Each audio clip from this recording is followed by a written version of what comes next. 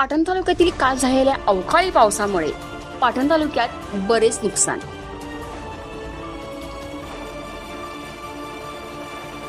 आपत्तीग्रस्तांकडून शासनाकडे मदतीची हाक.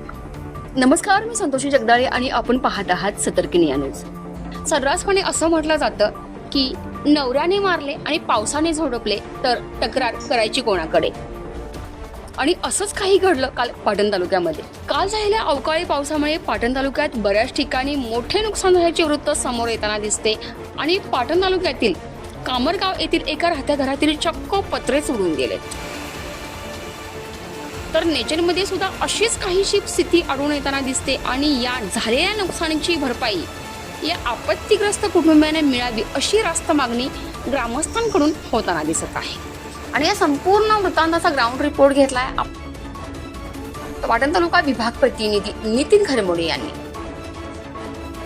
आणि या संपूर्ण महत्त्वपूर्ण अपडेटसाठी सतर्कनिया न्यूज पाटण तालुका विभाग प्रतिनिधी नितीन खरमोडे सह संतोषी जगदाळे, सतर्कनिया न्यूज पाटण.